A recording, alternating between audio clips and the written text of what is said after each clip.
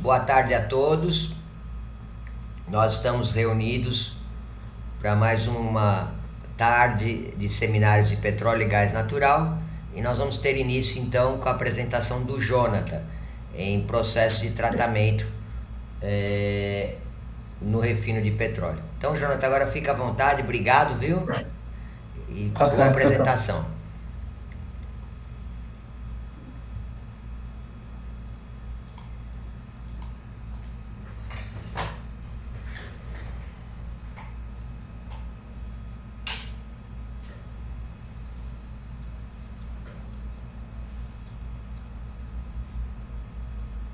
Aparecendo aí a tela?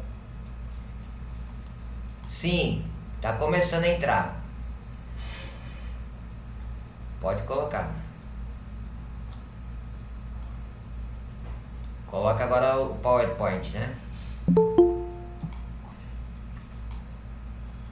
O Hugo até entrou agora, a gente põe depois o dele. Começa pelo seu, tá bom? Tá aparecendo aí, professor? Não, não tô vendo ainda não. Então Oi, deixa eu professor, colocar. desculpa, eu estava falando aqui até agora. Autorizou, vai. Tá aparecendo só o.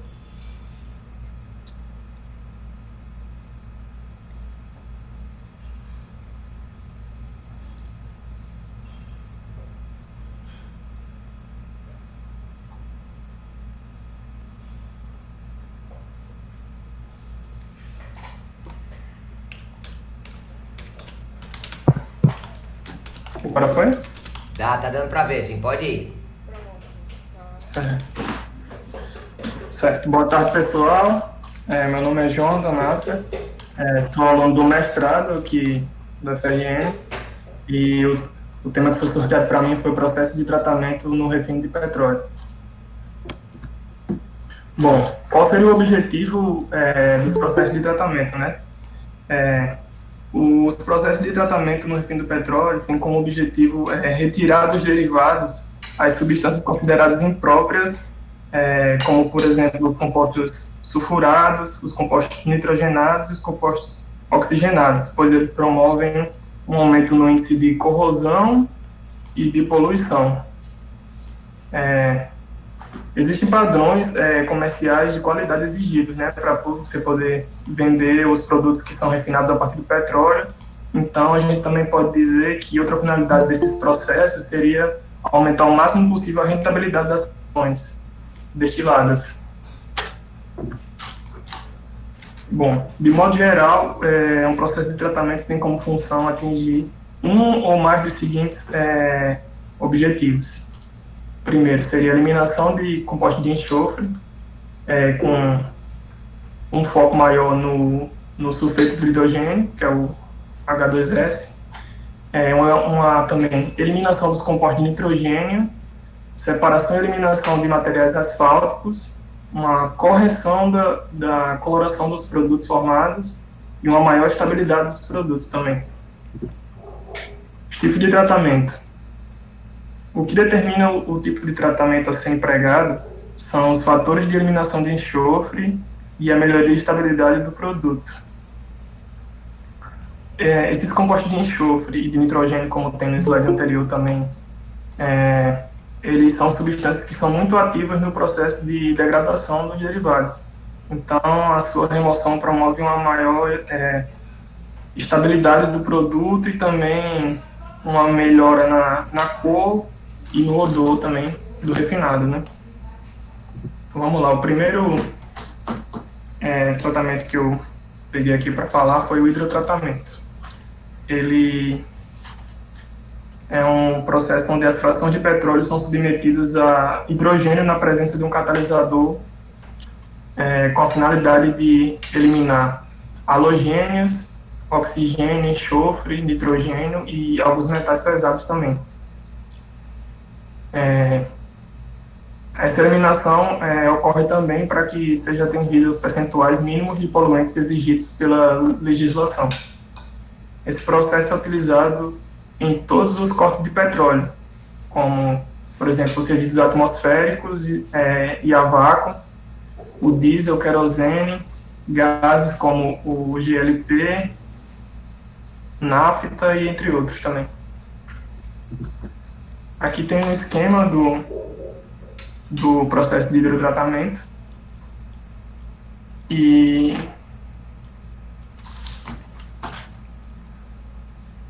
nesse caso aqui, que eu peguei esse processo de uma monografia, ele usou como a carga o diesel, né?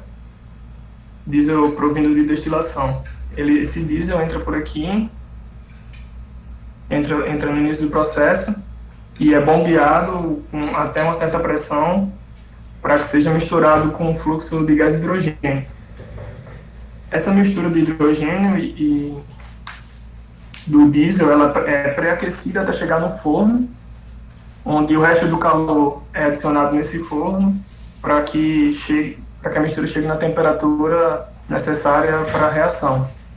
Depois do forno vai para o reator, onde ocorre a reação, e os produtos então são resfriados e separados, formando 3 produtos principais, que são o gás rico em hidrogênio, a água ácida e o combustível hidrotratado. No final desse processo, o combustível hidrotratado ainda carrega alguns hidrocarbonetos leves e também um pouco de H2S.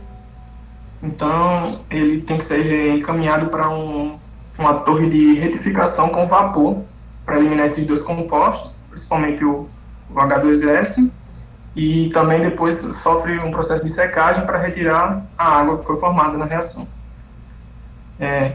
E dentro do reator, o catalisador utilizado geralmente é o metal de transição, pode ser o ferro, tungstênio, cobalto, níquel e molibdênio, devido a propriedades que eles têm de ser bastante resistente à contaminação por compostos como enxofre e nitrogênio, que você está querendo justamente retirar do processo. Outro tratamento bastante utilizado é o tratamento cáustico. Ele é utilizado para remoção de baixos teores de enxofre em frações leves de derivados, como, por exemplo, o GLP e a nafta.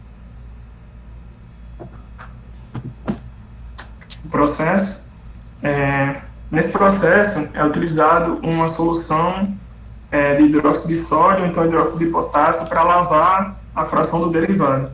Essa solução reage com o enxofre, formando sais solúveis na fase aquosa, e esses sais são retirados por decantação no final do processo. Outro tratamento a partir da dietanolamina, ou DEA, né? Tem finalidade a remoção de sulfetos de hidrogênio do gás combustível e também do GLP, como também a redução da corrosividade. A dietanolamina, ela é um líquido solúvel em água e praticamente insolúvel em hidrocarbonetos. E ela é utilizada nesse processo devido à sua capacidade de solubilizar seletivamente o H2S e, em alguns outros casos, também o CO2. Nem com seu prato. Aqui o esquema do processo. No processo é utilizada uma solução aquosa contendo 20% em massa da dietanolamina e ocorre reação de equilíbrio entre os produtos e reagentes, sempre formando de volta uma parcela do H2S que você está querendo remover no derivado. O processo é diferente dependendo se você vai usar o GLP ou se você vai usar o gás combustível. No caso do gás combustível, você vai utilizar uma torre extratora, e no caso do GLP você vai utilizar uma torre extratora, e no caso do gás combustível, uma torre absorvedora.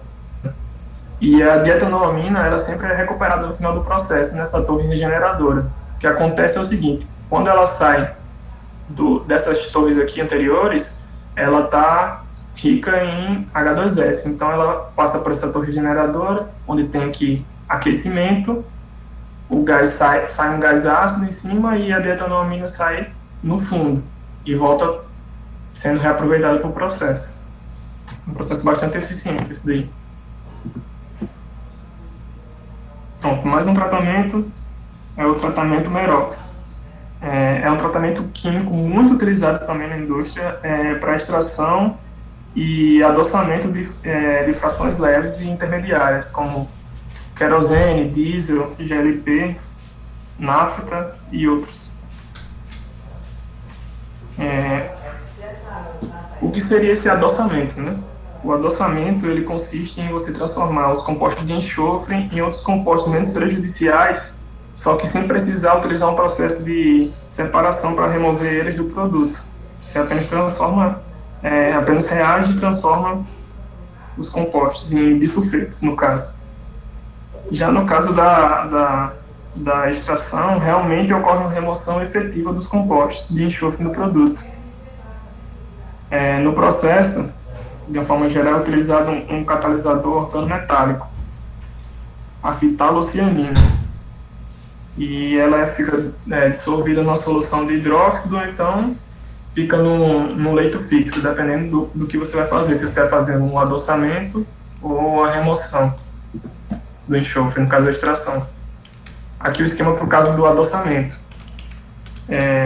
O catalisador, como eu falei, fica em leito fixo e ocorre uma reação de oxidação, por isso que tem uma corrente de ar aí na entrada, e ocorre simultaneamente a reação de oxidação junto com a extração, fazendo com que os disulfitos formados não precisem ser retirados do derivado. A separação final é feita só por decantação mesmo. O outro caso seria, em vez do adoçamento, seria a desulfurização. O catalisador, ao invés de ficar no leito, ele já entra nessa torre de lavagem aqui, na esquerda. Ele entra na torre junto com solubilizado dentro do hidróxido. Já entra em direto contato com o gás, e a extração e a oxidação ocorrem em etapas diferentes, ao contrário do adoçamento. Então, o teor de enxofre no final do processo vai ser muito baixo. Tem aqui esse processo de separação, onde vai sair o disulfeto aqui, e os gases vão sair por cima. O gás vai sair com um índice de enxofre muito baixo, por isso que é chamado de desulfurização.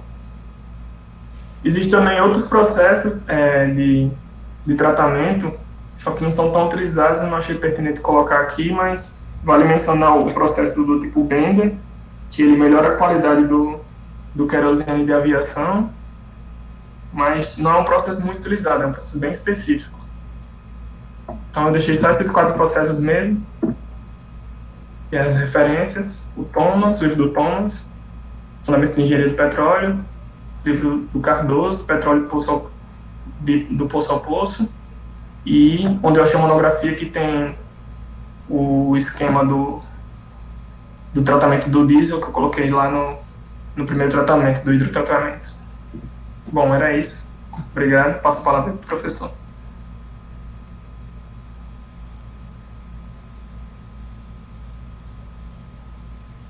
Qual foi esse mesmo, hein? O craqueamento catalítico, fazendo essa pergunta porque eu entrei há pouco tempo. Processo de tratamento do refino do petróleo. Processo. Deixa eu ver, onde é que está isso? Processo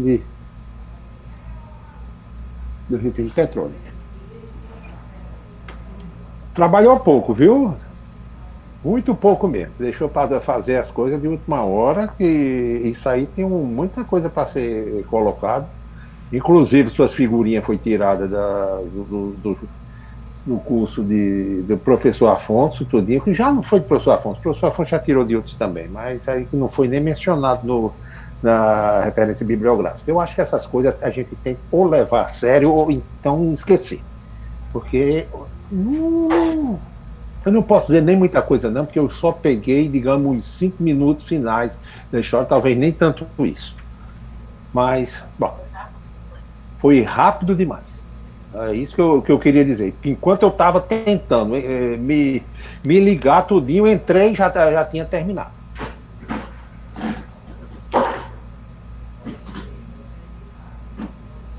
Pronto, está liberado o que eu tinha. É Jonathan, não é isso? É, professor.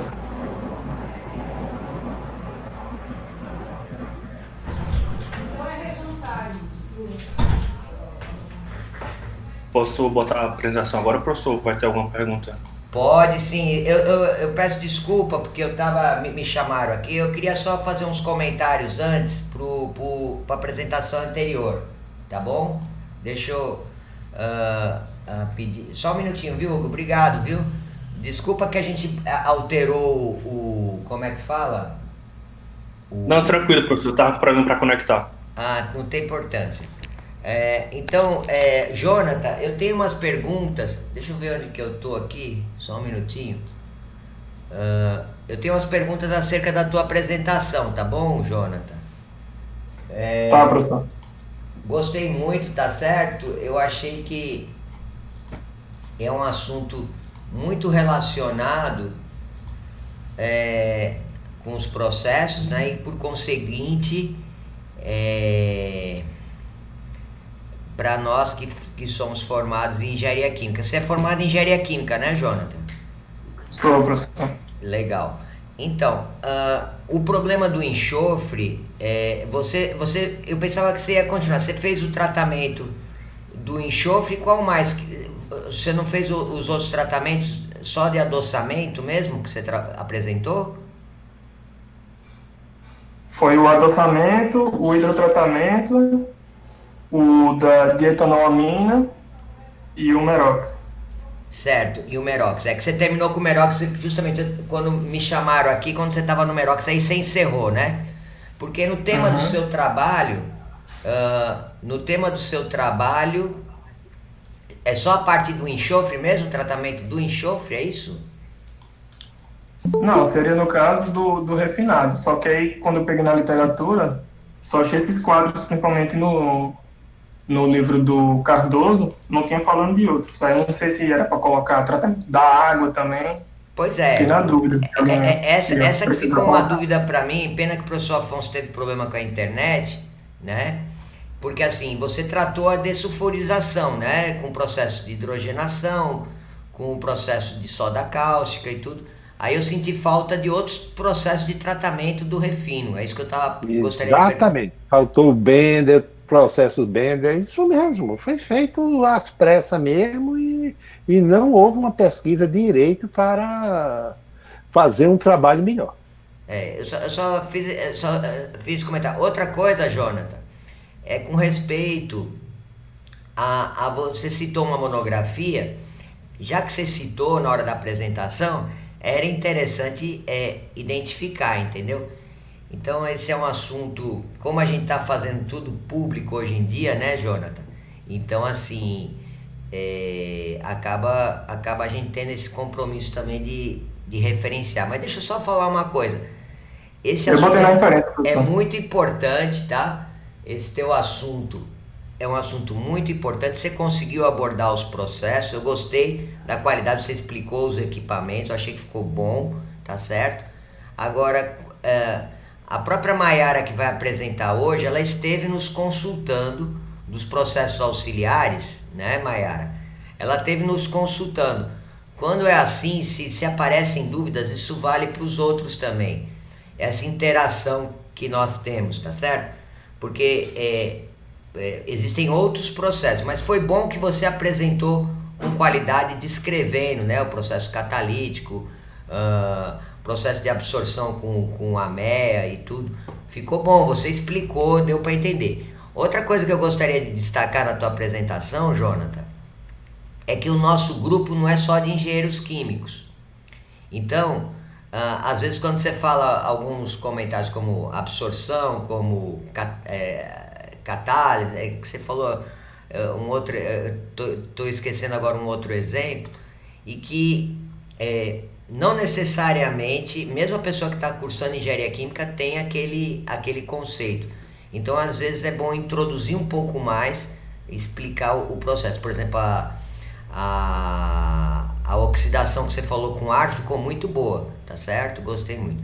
Era só esses comentários, mas ele cobriu, viu, professor Afonso? Ele cobriu uma boa parte, ficou razoável, mas era bom ter coberto mais extensivo, não é isso? ter sido mais extensivo, melhor dizendo. Algum comentário mais, professor Afonso? Gostaria de comentar mais alguma coisa? Só se for algum aluno, não tenho mais nada a dizer, não. Então nós fizemos uma inversão que o Jonathan apresentou. Então obrigado, Jonathan. Agora vamos pedir para o Hugo apresentar, Hugo, por favor. Sim, professor.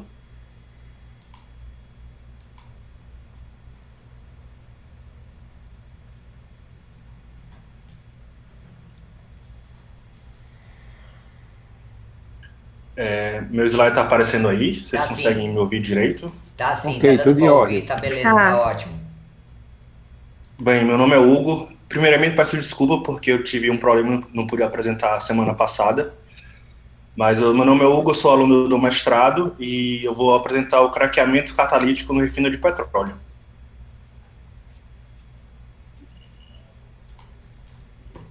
Bem, só uma leve introdução sobre o refino. A gente sabe que o petróleo no estado bruto ele tem pouquíssimas aplicações, servindo quase que somente como óleo combustível. Então, o refino ele é um conjunto dos processos que visam transformar o óleo cru em derivados de valor comercial, como diesel, gasolina, GLP, querosene, entre outros. E as refinarias elas são organizadas em processos industriais, que a gente chama de esquemas de refino, que tem o objetivo de transformar essas frações de petróleo em produtos especificados para o consumo. E dentro do refino, a gente pode dividir basicamente em 4 tipos de processo, que são eles processos de separação, conversão, tratamento e os processos auxiliares. Os processos de separação, eles geralmente utilizam a diferença de alguma propriedade físico-química do óleo, como ponto de fusão, ebulição ou solubilidade. Já os processos de conversão, eles utilizam reações químicas, e eles são importantes na refinaria, na medida que eles conseguem alterar a estrutura molecular dos hidrocarbonetos, seja através da quebra de moléculas menores, ou através da combinação com outros hidrocarbonetos, ou rearranjos moleculares. Assim, eles conseguem, esses processos de conversão, eles conseguem transformar resíduos de baixo valor agregado em derivados nobres, ou seja, de alto valor agregado, melhorando o desempenho financeiro da refinaria. E os processos de conversão, eles basicamente são divididos em processos térmicos e processos catalíticos. No caso da apresentação aqui, eu vou focar mais no processamento do craqueamento catalítico em si. Bem, os processos de conversão, como eu falei, eles causam mudança na composição e podem ser divididos em craqueamento, reforma ou combinação. Eles são utilizados para tratar produtos, podem afetar os processos de separação, dependem das taxas de calor, de reação, podem ser reações endotérmicas ou exotérmicas, ou seja, consomem ou liberam calor. São processos, às vezes, reversíveis, às vezes não são reversíveis, e às vezes são assistidos por catalisadores. E é importante ressaltar que, devido às alterações químicas processadas, os produtos que saem desses processos de conversão, geralmente se misturados, eles não reconstituem a carga original. Enfim, então deixa eu passar aqui. E dentre os processos de conversão, nós temos o craqueamento térmico, a viscorredução, o craqueamento retardado, o craqueamento catalítico, reforma catalítica, alquilação, etc. São vários processos. O importante é notar que os 3 primeiros, no caso, são processos térmicos, e os demais são todos processos catalíticos. E até o craqueamento, até o craqueamento retardado, eles são processos de desintegração. E os demais são processos de síntese ou rearranjo molecular. No caso, o craqueamento térmico ele é o processo mais antigo de conversão, que ele vem logo após o advento da destilação. Mas atualmente ele é um processo obsoleto, em função do surgimento do craqueamento catalítico, que é o que eu vou falar agora, no caso. Mas antes de falar do processamento do craqueamento catalítico, eu vou falar um pouco sobre catalisadores, que geralmente todo mundo que já é da engenharia química sabe, conhece, que eles promovem uma taxa de reação desejada, eles aceleram a velocidade da reação, eles não afetam o equilíbrio da reação, não são afetados pela reação, podem ser homogêneos ou heterogêneos, e são fundamentais em processos de reação e conversão e tratamento. Eu acho que todo mundo aqui já estudou, já viu aquele gráfico da energia de ativação, da cinética, tudo que tem aqui embaixo. Então, tendo em vista isso e introduzido os catalisadores, o que é o craqueamento catalítico? O craqueamento catalítico ele é um processo químico que transforma as frações mais pesadas em outras mais leves através da quebra dos componentes reagentes utilizando energia térmica e a ação dos catalisadores. E, geralmente, o resultado dessas quebras, que a gente chama de cracking, geram moléculas mais leves, geralmente com carbonos, átomos de carbono de 3 a 12 carbonos. No craqueamento catalítico, a carga, ou seja, a matéria-prima que entra é o gás óleo proveniente do processo de destilação e o resíduo do vácuo. E os produtos obtidos, os principais produtos obtidos são o GLP, a gasolina, os gases leves, o gasóleo leve, o pesado e o coque. O coque, ele se deposita no catalisador e é queimado na regeneração no último estágio, gerando gás de combustão, que é de alto conteúdo energético, usado na geração de vapor, de alta pressão. Vou detalhar mais na frente. Bem, as vantagens do craqueamento catalítico. A primeira grande vantagem é a versatilidade. Ele é um processo que eleva a rentabilidade de uma planta de refino e é versátil porque a planta ela pode se adequar às necessidades do mercado consumidor local. E, além disso, como vantagem tem a flexibilidade e alta rentabilidade na transformação de frações residuais de baixo valor comercial em derivados nobres, tais como GLP, craqueamento, enfim. E a grande principal vantagem que se destaca é a produção de nafta de alta octanagem. Quando a gente fala de craqueamento catalítico, a gente fala de produção de nafta de alta octanagem. É um processo de excelência de produção de nafta, que geralmente o rendimento em relação à carga processada é de 50% a 65% do volume. E como desvantagem tem a contaminação do catalisador do processo, né? Enfim, só para contextualizar um pouco, o craqueamento catalítico ele é um processo bastante utilizado onde a demanda de gasolina é forte, nos países como Brasil, Estados Unidos, Canadá. Todos esses países têm grandes plantas de refino que utilizam unidades de FCC, no caso. Já os países da Europa, eles não têm assim, tanta demanda, não é que não tem, eles têm uma demanda menor, em virtude da utilização de automóvel lá ser menor comparado ao transporte público. Bem, eu vou falar agora um pouco do histórico do processo. Inicialmente, o processo ele teve início com os craqueamentos térmicos, depois vieram a primeira versão com catalítica com os leitos fixos, e atualmente o processamento o craqueamento ele é feito com o que a gente chama de FCC, que é Fluid Catalytic Cracking, que é um leito fluidizado de craqueamento catalítico fluido. O processo ele surgiu um pouco antes da Guerra Mundial, tomando um notável impulso com este conflito em face à grande necessidade dos aliados em relação a suprimentos de gasolina e material petroquímico para suas tropas.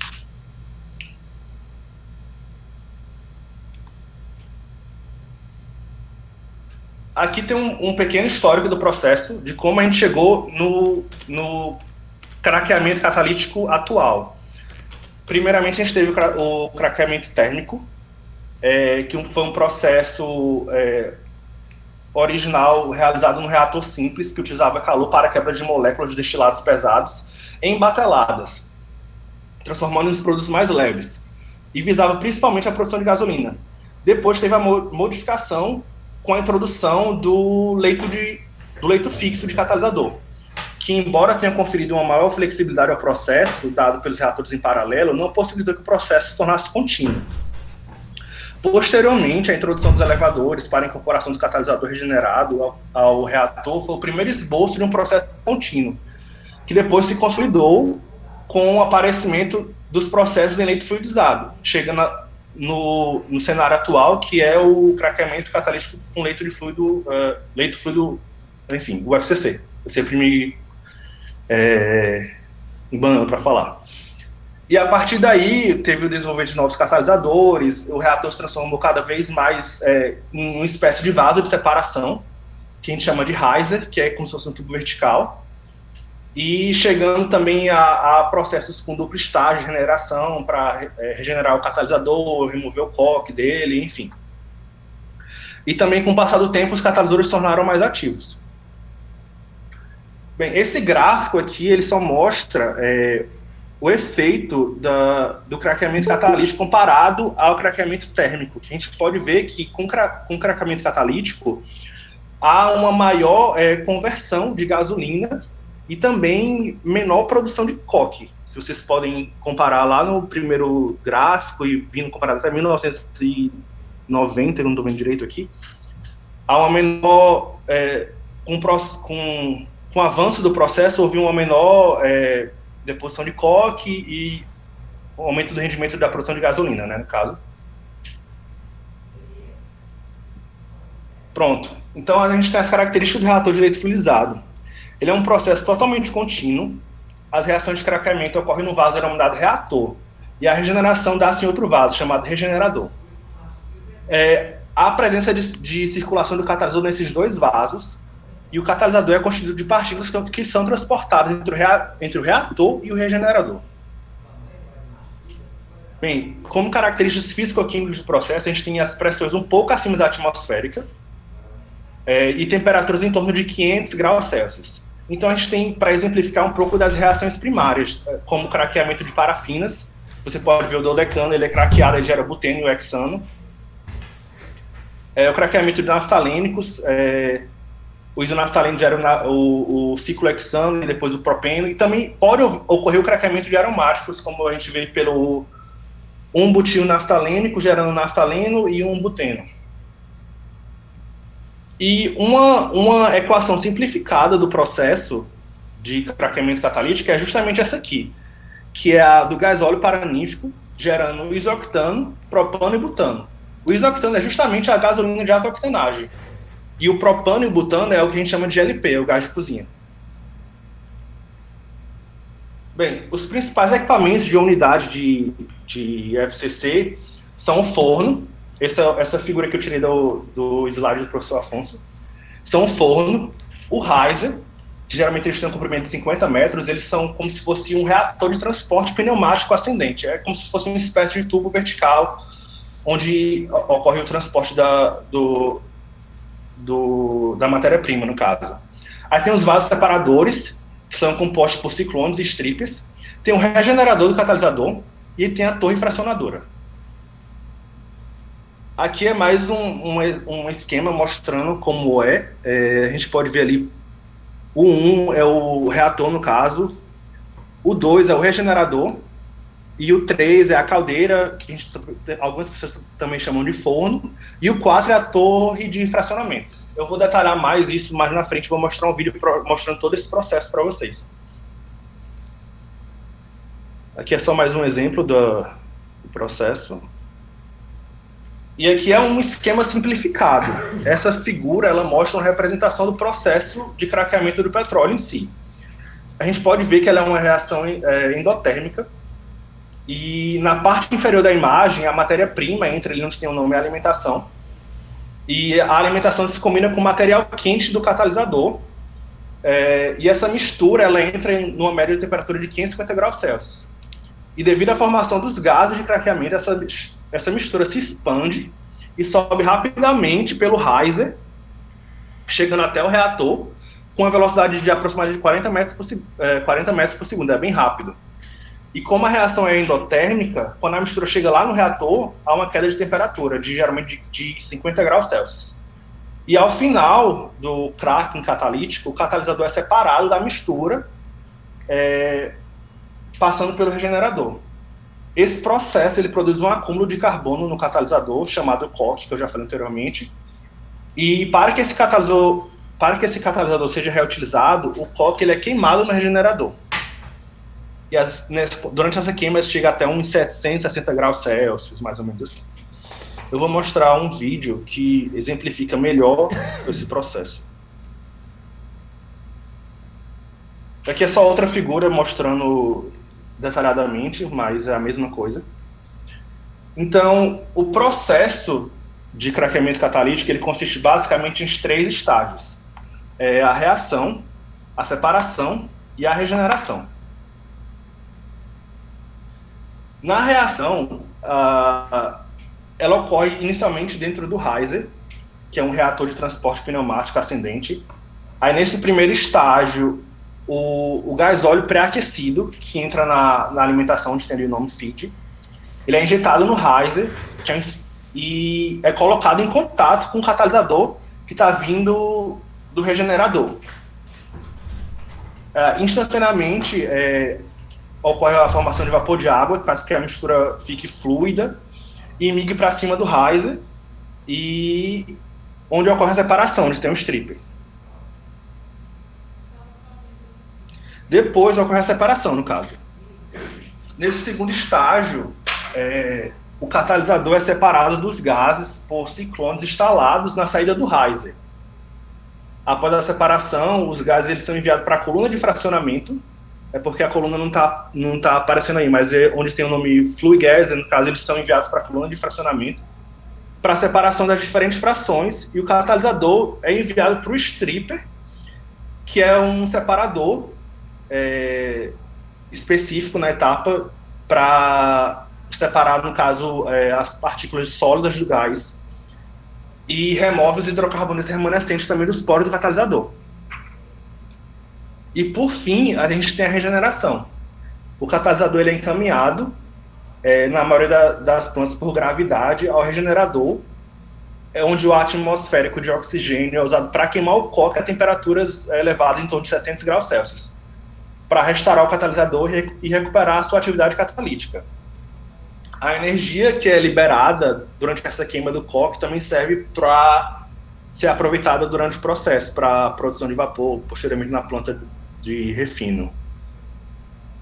Aqui eu só botei duas fotos de unidades de craqueamento da Reduc e da Petrobras.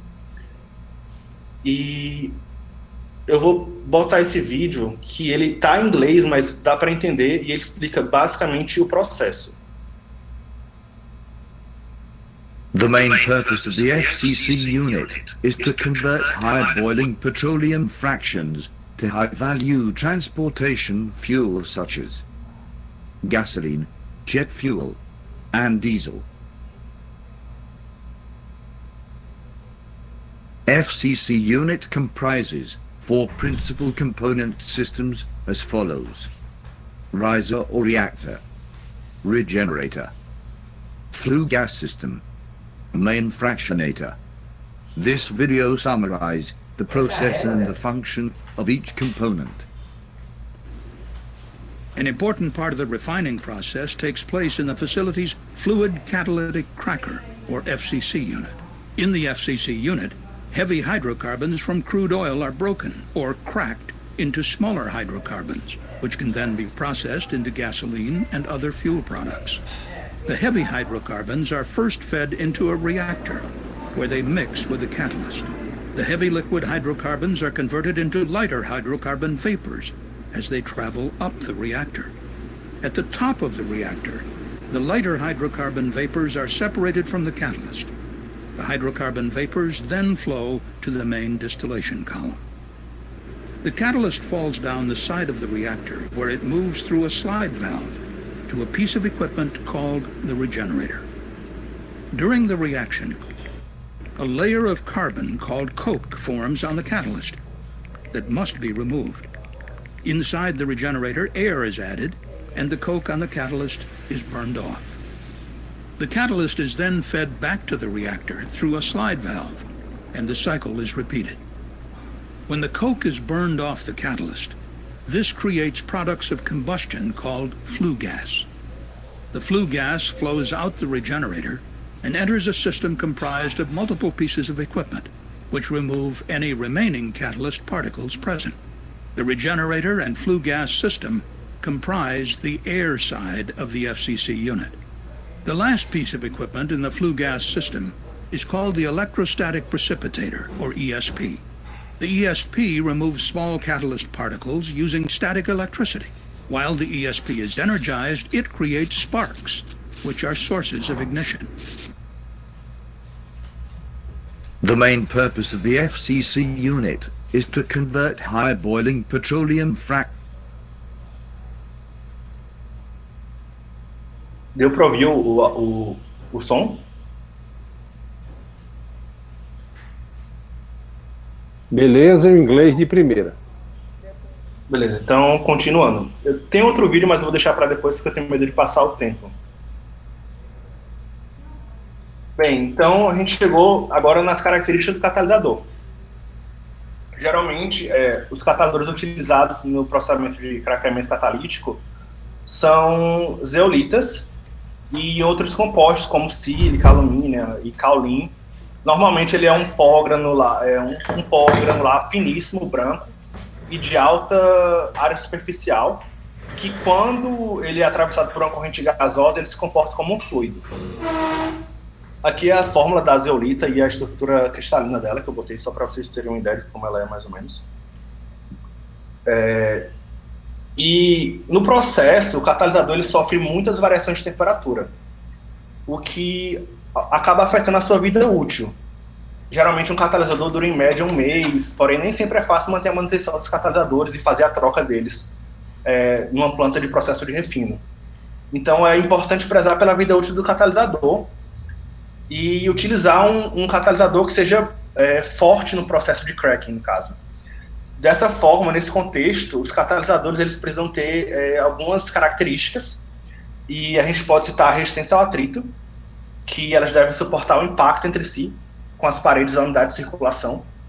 Ele deve ter estabilidade hidrotérmica, ou seja, ele deve ser capaz de suportar a temperatura e a pressão parcial do vapor no regenerador. Ele deve ser tolerante a metais, ou seja, ele deve ser capaz de suportar ações dos venenos das matérias-primas mais pesadas. É importante ele ter seletividade ao coque. Ou seja, isso quer dizer que ele deve produzir a quantidade mínima de coque com alta atividade de craqueamento, especialmente ao processar matérias-primas mais pesadas, como os sólidos. E ele também deve ser fluidizabilidade. Ele deve ter fluidizabilidade, ou seja, ele deve estar disponível na forma fluida, que permita a fluidização no regenerador. E além disso, além da zeolita, eles adicionam também ao catalisador argila, sílica, outros componentes em menores quantidades para potencializar esse craqueamento, né? Bem, agora a gente vai falar sobre um pouco das limitações do processo. Essa parte eu tirei do curso de refino do professor Afonso. E a carga que a carga matéria-prima para o craqueamento, ela tem algumas limitações impostas, e são elas, no caso, a faixa de destilação. Geralmente as cargas tratam na faixa de destilação de 300 a 500 graus Celsius. Deve ter um resíduo de carbono baixo, geralmente inferior a 1,5% em peso. Deve ter um fator de caracterização, que é o que determina o teor das parafinas na carga. E também deve ter um teor de metais baixo, abaixo de 5 ppm. Das variáveis do processo, a gente tem as variáveis independentes, que são a temperatura de reação tomada no final do riser, a vazão de carga fresca da matéria-prima que vai ser craqueada, a temperatura da carga ao entrar do riser, a velocidade espacial do reator, a atividade do inventário, as vazões de reciclo. São todos os processos relacionados à cinética da reação, que a gente estuda mais na disciplina de cinética, não vou entrar muito em detalhe aqui. E dentre as variáveis dependentes, a gente pode destacar a relação catalisador-óleo, que é a relação mássica entre a circulação de catalisador e a vazão da carga total que entra no processo, a temperatura de regeneração do catalisador durante a queima do coque, e a conversão do processo em si, que é a porcentagem da carga fresca que é transformada em produtos mais leves, depois que ela passa pelo fracionador. E para resumir, os principais produtos que a gente obtém no craqueamento catalítico, eu botei um resumo aqui, é o gás combustível, o GLP, a nafta, o gasóleo leve, o gasóleo pesado e o coque. O GLP, ele corresponde a 25 a 40% do volume em relação à carga, e a nafta, que é o principal, ele corresponde a 50 a 65%. E, para finalizar, eu só citei aqui as influências das condições operacionais dos produtos, da gasolina, do GLP e do gás leve. São só parâmetros de condições operacionais com relação à formulação do catalisador, o tempo médio de contato, a temperatura da reação. E é isso. Espero que vocês tenham entendido um pouco. Tentei ser o mais didático possível. Muito bem, viu, Hugo? Eu vou passar a palavra para o professor Afonso. Eu tenho uns comentários também. Tá muito interessante, bem trabalhado. E eu sei que você sofreu a cirurgia e deu para ver que você está em perfeita forma, né? Passou tudo bem, graças a Deus. Então, professor Afonso, depois se sobrar tempo eu posso falar mais alguma coisa também que tem um comentário. Tá certo. Se sobrar tempo, tem um vídeo também que eu queria mostrar, mas acho que é 5 minutos, aí vai passar. Então, depois eu deixo para você. Pode mostrar, mostra. A gente É uma boa ideia. Pode mostrar. Tá, então deixa eu voltar aqui.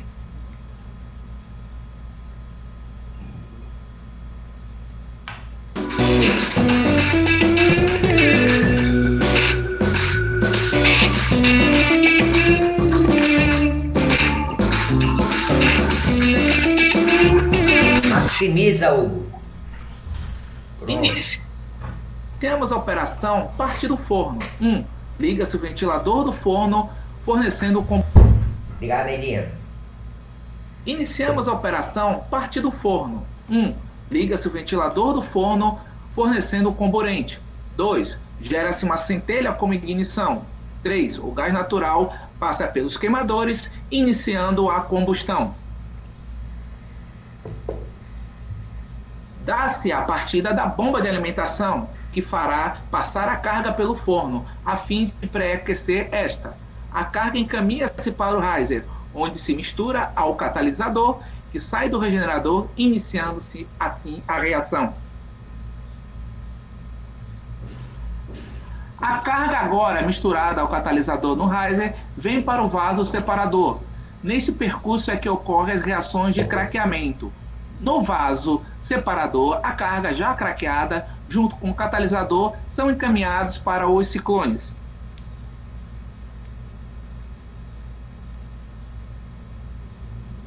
Nos ciclones do vaso separador, a carga craqueada é separada do catalisador e enviada para a coluna de fracionamento. O catalisador, já exausto e cheio de coque, é encaminhado para o regenerador.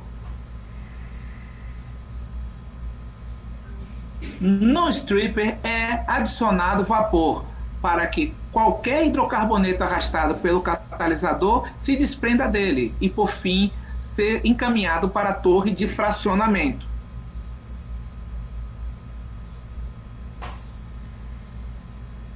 Os gases de craqueamento efluentes do reator são enviados à seção de fracionamento, onde os produtos são separados pelas suas faixas de ebulição em uma torre de destilação. O produto de topo contém as frações mais leves produzidas, nafta de craqueamento, GLP e gás combustível, que, após serem resfriadas, são coletadas no tambor de acúmulo.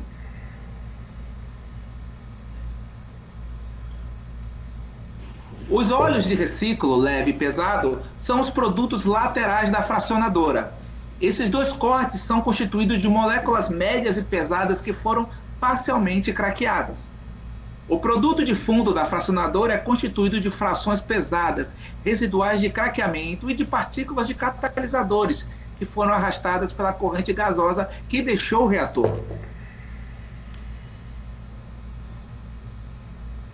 A carga já craqueada é conduzida à unidade de fracionamento, onde serão separadas por diferença de volatilidade.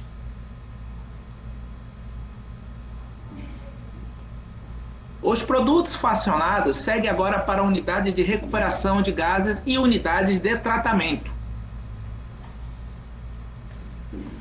O catalisador, ainda quente, agora exausto pela deposição do coque formado sobre sua superfície, segue para o regenerador, onde, por intermédio de uma injeção de ar e elevada temperatura, ocorre a queima do coque.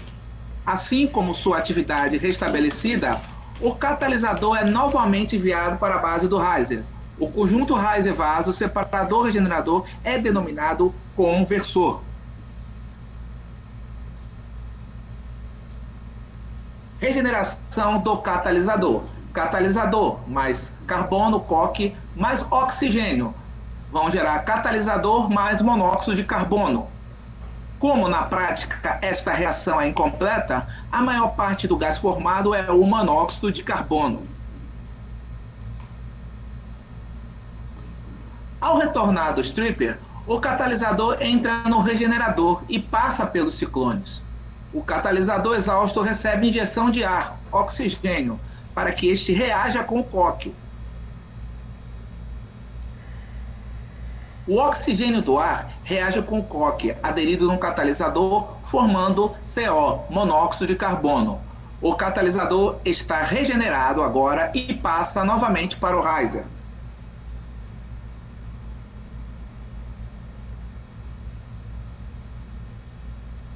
É possível transformar monóxido de carbono em dióxido de carbono, liberando-se mais energia que é aproveitada para a geração de vapor d'água de alta pressão. Esse processo é realizado na caldeira de monóxido de carbono, ou caldeira de CO.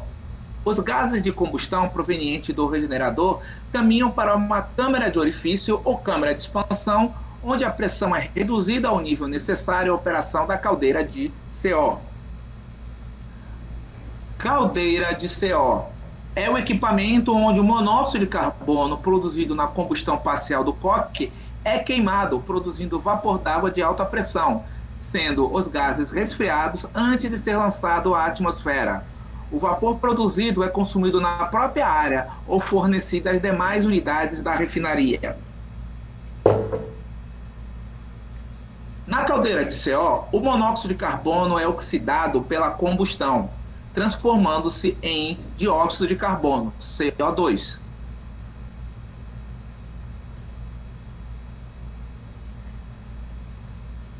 Por ser uma reação que libera muito calor, irá ajudar na produção de vapor desta caldeira, que já estava queimando gás.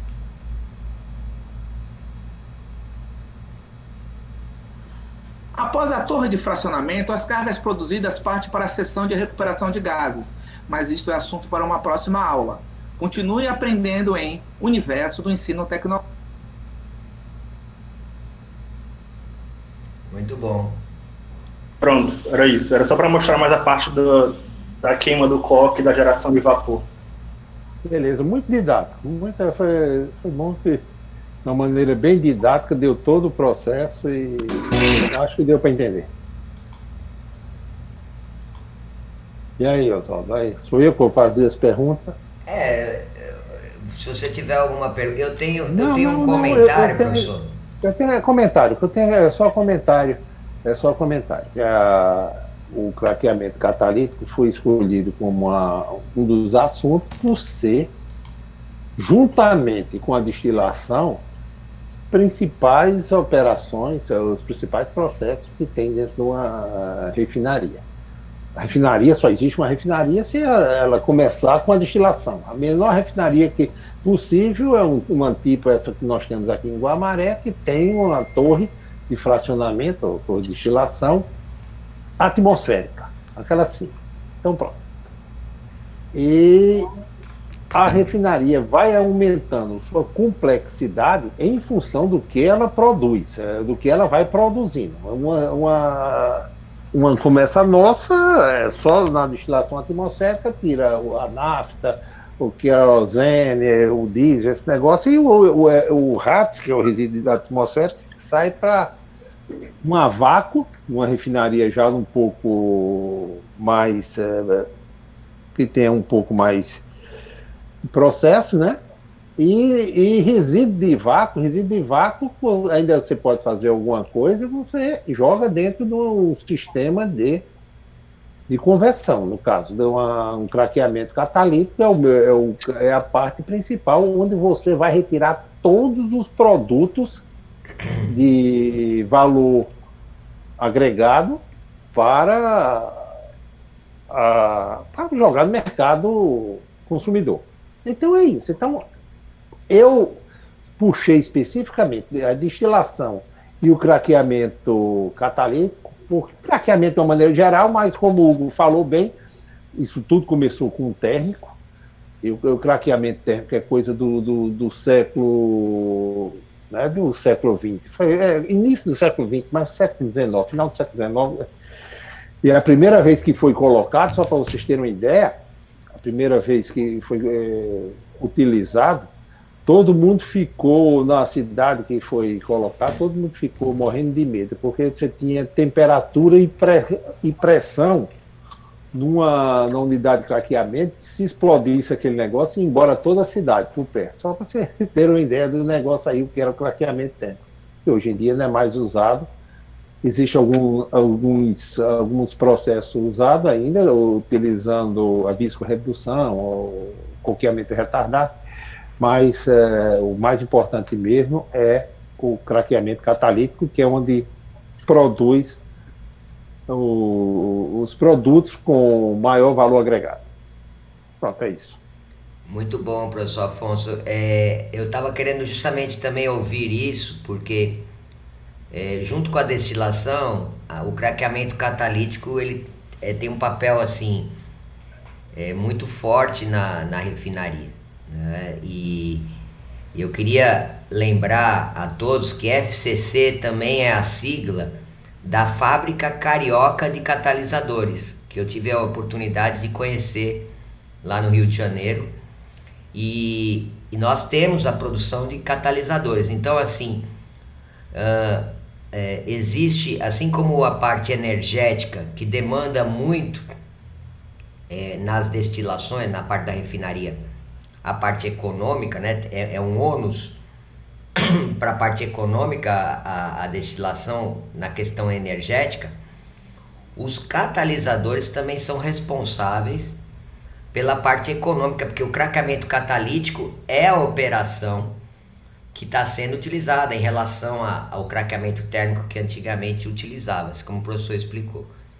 Então eu queria ouvir do Hugo, se no estudo que ele fez, que deu para perceber que você estudou muito bem, viu, Hugo? Nós temos tempo, né? Nós estamos designando 45 minutos com discussão e tudo para cada seminário, tá certo? Então, o dimensionamento tem que ir por aí. Então, deu para você, inclusive, apresentar os vídeos, foi ótimo. O que você estudou, Hugo, acerca dessa parte econômica, né? Com respeito aos catalisadores, por exemplo, tem essas eólitas e tudo, porque eles sofrem arraste, então quer dizer, tem que ter um custeio, né? A refinaria tem que ter um custeio em função dessa... Tem a integração energética, você mostrou, mas eu estou me referindo mais aos catalisadores mesmo. Com relação à parte financeira, eu não cheguei a ver quanto custa os catalisadores em si. Eu vi alguns dados de quanto custa a planta de craqueamento catalítico, mas não dos catalisadores em si. Certo. Eu cheguei a ver alguns trabalhos de reutilização desses catalisadores, mas para o processamento, para o craqueamento térmico, apesar de ser um processo obsoleto, eu vi que tem muitos trabalhos publicados de monografia, de mestrado, doutorado, voltados para esse craqueamento térmico, e um deles que eu vi, eu não lembro, posso passar o link para o senhor, era de uma menina que reutilizava esses catalisadores de uma unidade da Petrobras, mas era para o craqueamento térmico, desculpa, não era o craqueamento catalítico. Uhum, tá certo. Mas ela com certeza... utilizava isso Oi, como uma Afonso. dissorção, né? Ela Isso, devia isso, utilizar isso como uma dissorção, porque geralmente é utilizado depois que ele perde. Depois que ele é regenerado várias vezes, ele perde a atividade que ele tinha, né? Então aí não serve mais, digamos, para nada, não vale a pena mais, o rendimento que ele vai dar na reação é baixíssimo, então ele é retirado. Então aí quem trabalha com a dissorção deita e rola em função disso para absorver várias coisas. Perfeito, obrigado, viu, Hugo? Muito bem, muito obrigado. Outra coisa, Oswaldo, que você falou em relação, geralmente, esses catalisadores, esses processos, Você vê aqui no Brasil, quem está na área de engenharia química vê muito o trabalho de um catalisador de síntese e só sintetiza e ao mesmo tempo depois utiliza para ver a eficiência desse catalisador. Esse laboratório até relativamente, eu não digo que seja fácil, mas em relatório do professor Schmoll na COP, aqui mesmo na UFRN tinha o professor Antônio e o professor Walter, que trabalhava com isso, trabalhava com catalisadores, e você conseguia manter uma bancada fazendo o catalisador, preparando o catalisador com as eólitas, alumina, o que for, e ao mesmo tempo colocava em um pequeno reator, fazia reações, tinha um cromatógrafo acoplado e assim seguia esses trabalhos em relação a isso. Porém, isso aí é sempre utilizado um catalisador desse, um ou outro. Você falou bem da fábrica de catalisadores, a Carioca de Catalisadores. Agora, a grande maioria desses catalisadores, em função desses processos antigos, foram catalisadores da década de 50, 60, 70, produzidos por grandes empresas petrolíferas mundiais. Então, ela produzia um catalisador, via que ele era bom para determinado tipo de reação, fazia patente em cima daquilo e vendia a preço de ouro em relação ao processo de uma maneira geral, né? Então, isso aí aconteceu muito até que a patente caducasse e pudesse ser, o preço desse catalisador pudesse ser comprado por um preço mais barato, que já tinha, quando a patente caduca, já começa a ser fabricado em tudo que é canto. Então, geralmente, são dessas coisas, e tinha muitas vezes o processo, o catalisador, fazia o catalisador e, ao mesmo tempo, o processo, a reação, e depois essa própria empresa projetava os equipamentos, com tipo esse Riser que vocês viram aí, e essas aí são grandes empresas que ganharam fortunas em relação a isso. Pronto, era isso. Perfeito. Então vamos dar prosseguimento. Ainda tem a apresentação da Maiara, professor. Maiara Leal, não é isso? Maiara, você tá aí, né? Tá online? Estou aqui, professor. Tá me ouvindo? Pronto. Tá me ouvindo? Muito baixo, mas estou, viu, Maiara? Maiara, aumenta o volume aí. Deixa eu tirar o fone para ver se fica melhor. Acho que o microfone tá longe. A dela vai ser a última, Oswaldo? Vai ser a última hoje, porque nós tivemos, a Suélia teve dificuldade com a apresentação dela, vai ficar para a próxima semana. E aí nós também teremos outras apresentações na próxima semana. Então, a priori, a próxima semana, então, não teríamos também palestrante. Só vamos ter no dia 27, né, professor, o Juan, da Petro Recôncavo, está previsto para o dia 27. Exatamente.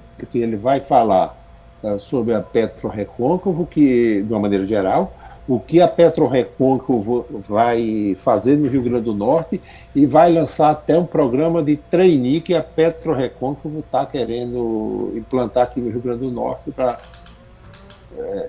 trainee, depois, se der tudo certo, contratar engenheiros. Perfeito. Então nós continuamos agora? Podemos continuar? Pode. Tá me ouvindo melhor? Sim, tá dando para ver. Tá melhor, mas pode continuar. Meu computador não é tão ótimo, mas tudo bem. Eu vou abrir aqui. Tá um pouquinho lento, mas a gente tem tempo, né? Ia ser de 15, Não, mas tem uns sacos aí que eu trouxe, quer ver, Neguinho? Não deu para trazer, né? É que eu fui no Rodrigo e aí acabei perdendo. Ok, mas tudo bem. Vou só abrir a tela.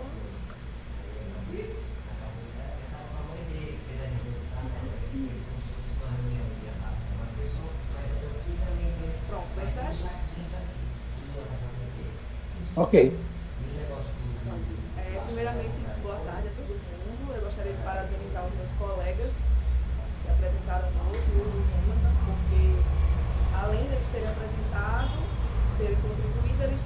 trouxeram alguns conceitos que vão ser, em alguns momentos, necessários para a minha apresentação também.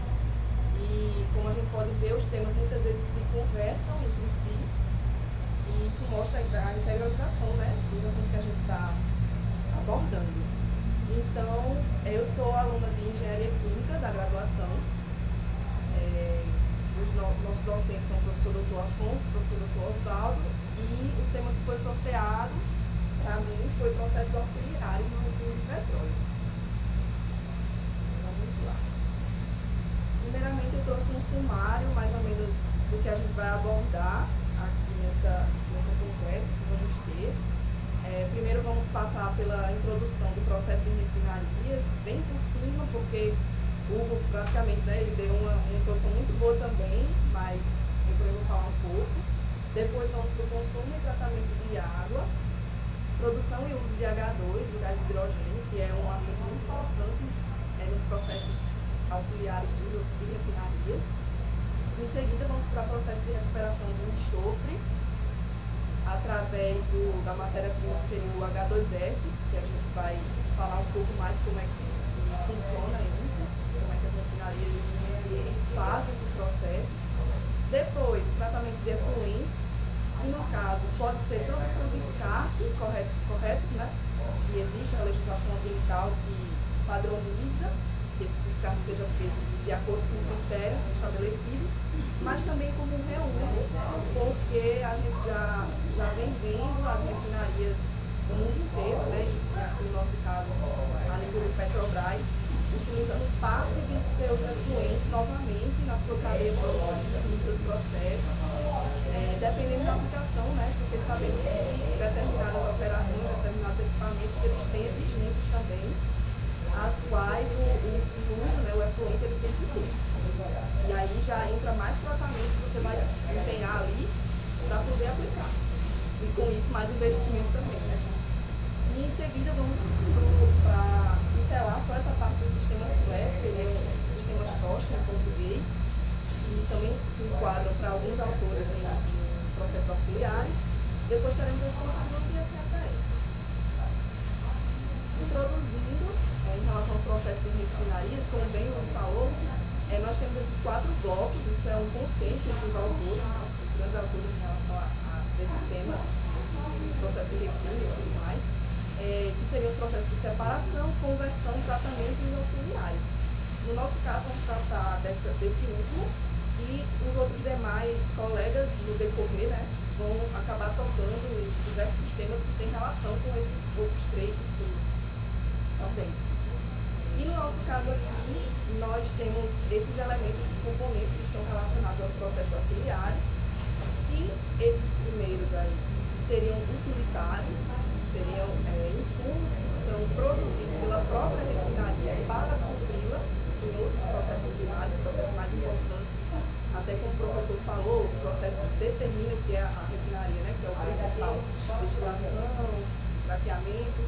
E aí essas utilidades são de extrema importância.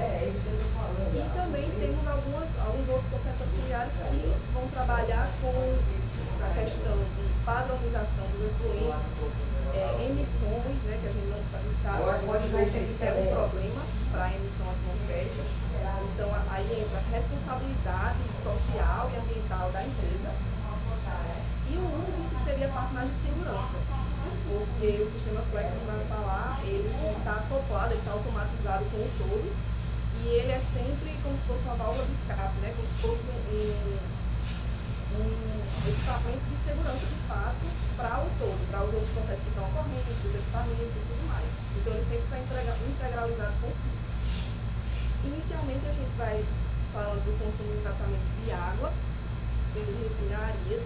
Aqui logo abaixo nós temos a figura 1, que é um gráfico da distribuição do consumo de água, que nesse caso foi de 2015, mais ou menos, no caso da Petrobras, né, todas as refinarias da Petrobras em geral no país.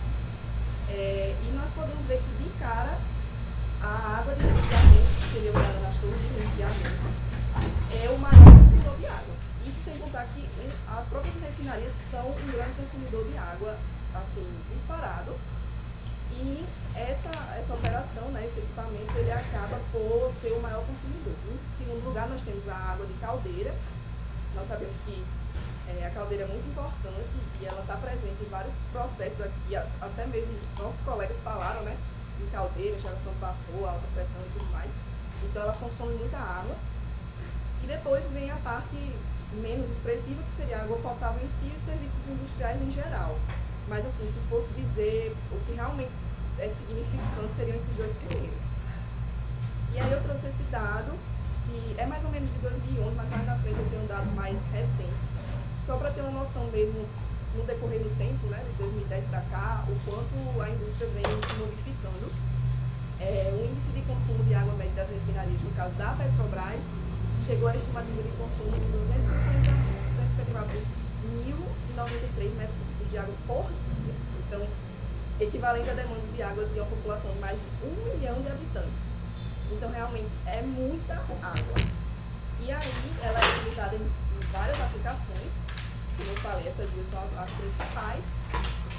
E, conforme eu tenho conversado com o professor Oswaldo, pesquisei também, geralmente essa água ela é advinda tanto de concessionárias fornecedoras, quanto em alguns casos de reservatórios específicos, que podem ser reservatórios subterrâneos ou não, porque eu vou trazer aqui mais na frente esse dado, ou também, como eu falei, a questão do reuso da própria refinaria, que ela geralmente, toda, assim, em grande parte, é o ideal, né? Toda refinaria tem uma estação de tratamento de efluentes dela própria, que seja acoplada, né? Que seja próxima, até para facilitar o transporte, escoamento, enfim, ficar tudo mais fácil.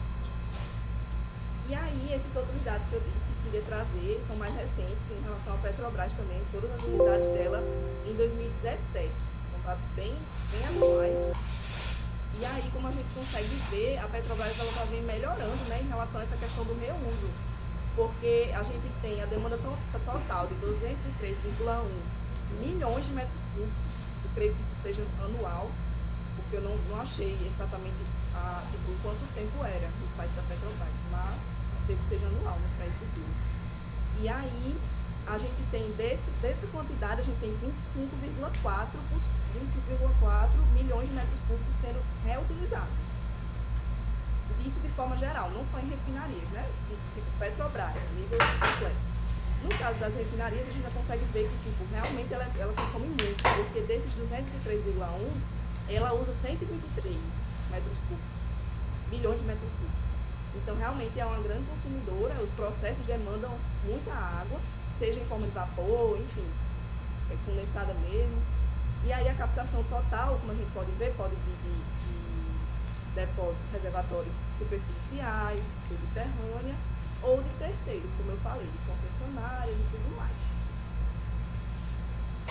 Vamos lá. Então, como a gente consegue ver, esses 25,4 correspondem a aproximadamente 12,5% de tudo que eles usam, né? Eles estão reutilizando essa porcentagem. E isso é um avanço que tende a aumentar. Assim, eles querem, a vontade, né, a intenção é de que se aumente, só que sempre tem que ser pensada a viabilidade, né? A questão dos processos, que a gente vai falar mais na frente, e o quanto você vai investir para isso também. E o retorno que você está tendo, economicamente. Agora, falando um pouco mais sobre a produção e uso do H2, que é o gás hidrogênio, a gente tem a indústria, a refinaria, ela se utiliza muito, até os meninos falaram também, né? Sempre vai acabar caindo nos meninos ou em alguma outra apresentação, porque está tudo interligado. O hidrotratamento e o hidrotraqueamento, eles utilizam essa matéria-prima como insumo, né? E também esse H2 também é utilizado para a síntese de amônia e metanol. Isso dentro da refinaria própria. Então, como ela precisa disso, ela não vai ficar tipo, só comprando, né? Ela pode muito bem, internamente, estar sendo sustentável nesse ponto de estar produzindo para ela própria. E aí a gente tem essas 4 principais rotas, digamos assim, que tem como matéria-prima os derivados fósseis, claro, que produzem H2. Só que as que eu vou focar mais aqui, tipo, dar mais ênfase, porque senão eu vou ficar muito tempo. São as 2 primeiras, que é a reforma a vapor, que é a Steam Reform, e a gaseificação. Mas nós temos também a pirólise e a oxidação parcial e outros processos também. Tem uma gama de processos, assim, muitos ainda não estão em escala industrial, muitos estão em pesquisa também. Aí eu trouxe mais os que estão nas vias de fato. Aí, em relação, primeiro, à Steam Reforming, que é a reforma a vapor, esse fluxograma foi o fluxograma que eu achei mais completo, assim, mais didático e técnico, que é, se eu não me engano, é da apresentação do professor Afonso, que foi o que eu encontrei, assim, mais que contemplou o que eu queria mostrar, assim, realmente. E aí, aqui a gente mostra mais claramente como é que acontece a reforma a vapor para a geração de H2. Como a gente pode ver, nesse iniciozinho, né, a gente vai ter a alimentação e, primeiramente, o alimentado vai passar por um pré-tratamento, que vai ser justamente nesse primeiro, depois do forno, aqui, vai ser aquecido e vai para essa segunda unidade, que é o reator de pré-tratamento. E aí, lá, vai acontecer a remoção de enxofre e de cloro também. E esse reator específico que a mistura está passando, ele tem 4 leitos de catalisadores. Esses catalisadores são utilizados nessa etapa e nas próximas etapas tem outros catalisadores também. Então, mais uma vez, né, o papel do catalisador na refinaria, não só nos processos principais, mas também aqui, é de suma importância. Né? E aí, depois ele vai passar para a reformação. Ele vai liberar vapor, vai passar para esse forno reformador, que a gente já vê uma caldeira também, aqui logo à direita. E aqui na reformação, ele vai passar por uma transformação, que no caso já vai ser o gás de síntese, que vai ser transformado nesse forno reformador. E aí já vão ser utilizados outros catalisadores. Geralmente esses catalisadores, eu não vou aprofundar muito aqui, mas existem diversos, eles podem ser à base de níquel, suportados em níquel, em diversos metais, em ferro. Geralmente tem uma parte que seja ativa ou não, de alumínio, L2O3, para quem, né, se interessa mais por essa parte, mais, que eu acho muito interessante, mas foge um pouco aqui, é muito diferente, cada característica de cada catalisador, de cada detalhezinho, e por aí vai. E aí depois ele passa para a absorção de CO2, que seria nessas duas colunas aqui, que é o conversor de alta temperatura e o de baixa. Lá, ele vai usar justamente o que, acho que foi o que falou, a monoetanolamina, que é NEA, para fazer essa remoção do CO2. E aí, mais uma vez, né, um importante produto aí, que é um insumo, no caso, é um produto, é um insumo utilizado, que é a NEA. E aí, depois ele vai passar para essa torre absorvedora. Embaixo, como a gente consegue ver, tem a NEA rica em CO2, né, que ela já absorveu.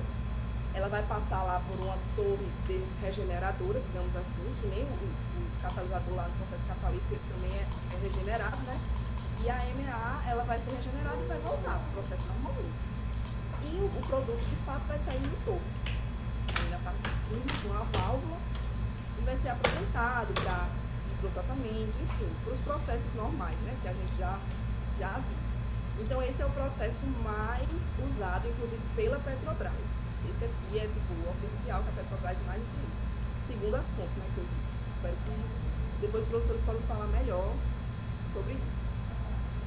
E aí o segundo processo que é também tipo, muito explorado é a gaseificação, que ele já tem diferentes tipos de matérias-primas, sólidas, líquidas e gasosas, e ele geralmente ele vai o produto, o gás de síntese mesmo, tipo, o CO mais H2, não é o H2 tipo já puro. E aí, ele vai ser utilizado em diversas aplicações dentro da própria refinaria. Né? Como a gente pode ver, o hidrotratamento e o hidrocraqueamento, mas ele também entra na síntese de Fischer-Tropsch, que eu não sei muito a fundo sobre isso, depois os professores podem falar melhor, porque realmente é outro universo. Mas assim, eu trouxe aqui mais para mostrar o quanto ele pode ser utilizado, esse gás de síntese, o potencial que ele tem para aplicação. E aí esse processo de gaseificação, ele é tipo uma oxidação parcial, uma combustão incompleta, que ele é realizado em ambiente com teor controlado de oxigênio, para que não seja combustão total. E aí ele tem esse produto de gás de síntese, E a reação que eu coloquei aqui embaixo, ela é uma reação genérica, geralmente, né, ele vai produzir esses dois, o CO e H2, sendo que não expressa as outras reações que acontecem paralelamente. Então, acontecem várias reações que geram outros produtos que, por vezes, são indesejáveis, tipo CO2, H2O, o próprio metano. E aí, tipo, essa é, digamos que a global, em geral, assim, digamos assim. E aí, agora entrando mais sobre a parte do enxofre, a parte da recuperação, né? Como a gente sabe, e também o Hugo falou antes, a gente tem um tratamento DEA, que é da dietanoamina, que nesse tratamento, nesse processo, acho que não foi ele, acho que foi Mônica, ele libera esse H2S muito concentrado. Tipo, sai um gás muito ácido dessa unidade de recuperação do enxofre. Não, na verdade, dessa DEA. E aí, a refinaria tem a URI, que é a unidade de recuperação do enxofre, para justamente recuperar o enxofre desse H2S. E para isso se utiliza de vários processos seguidos, para que seja possível tanto o aproveitamento do enxofre para algum fim, né, econômico, quanto a questão das emissões, né, porque a gente sabe que não pode, que tem um rigor em relação a isso. E aí a gente tem esse processo de oxidação Claus, que é o de longe mais utilizado, e ele tem essa etapa térmica e etapa catalítica. Quando a gente vai para a etapa térmica, que é essa primeira que eu coloquei aqui, a gente vai ter a reação ocorrendo no queimador, que vai gerar SO2, aqui nessa primeira parte, que libera calor, né? E depois, esse CO2 vai começar a se combinar com H2S para gerar um enxofre de fato. E aí a gente tem a segunda reação. E a reação global seria essa de baixo. E como a gente pode ver, 7,5 de S2 ali, líquido são gerados para cada 10 mols de H2S e cerca de 60 a 70% da quantidade total de enxofre elementar é produzida nessa etapa, especificamente. Tem a outra etapa, mas essa aqui já tirou uma boa parte, digamos assim.